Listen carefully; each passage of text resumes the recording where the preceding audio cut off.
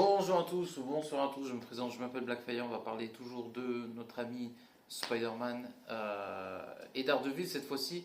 Il y a un truc qui commence à la fois à m'agacer et en même temps je comprends. C'est-à-dire que pour ma part, Marvel est obligé de justifier sa contribution avec Sony et dans leur deal, qui a été plus ou moins renouvelé, et je pense que malheureusement, enfin, je dis pas que ça peut pas changer, mais ce serait intéressant que ça change. Parce que comment vous expliquer ça? Si vous voulez, dans le deal de Marvel et de Sony, comme je l'explique plusieurs fois, Spider-Man doit toujours être accompagné de un ou deux gros personnages de Marvel. C'est-à-dire, par exemple, Homecoming Iron Man, avec un caméo de Captain America, par exemple.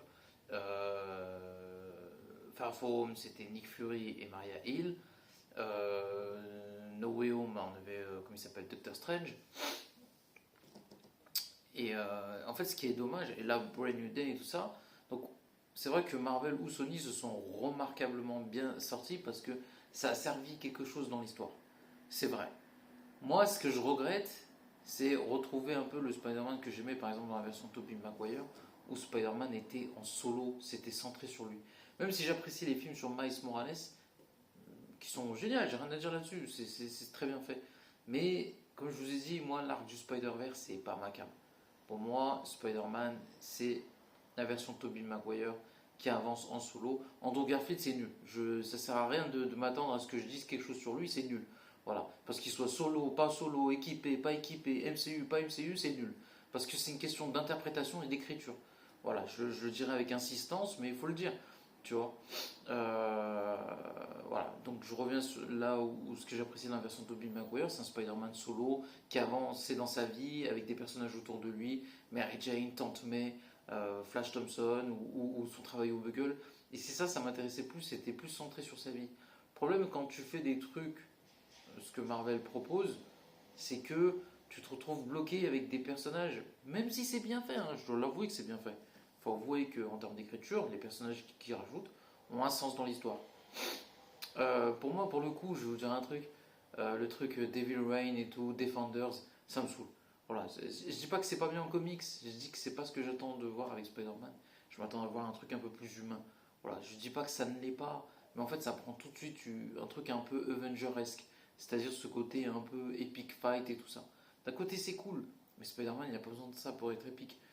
Les films de Sam Raimi le prouvent, Spider-Man tout seul peut se débrouiller tout seul.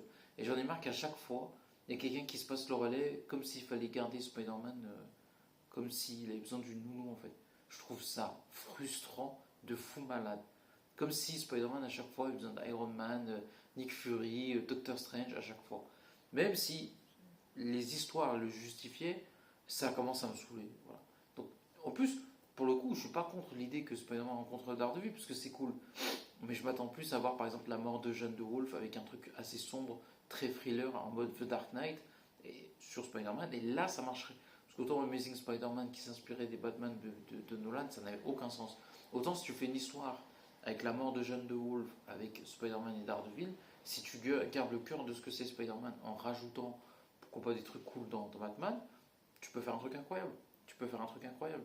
Et ça, ouais. Mais Devil Rain, ça m'intéresse pas. Je sais que Marvel et Sony sont en discussion pour, pour ce genre de choses, Marvel veut étendre l'univers avec les Defenders et Daredevil en série, en film, en ce que vous voulez. Donc c'est tout un intérêt de Marvel qui est un crossover Spider-Man Daredevil.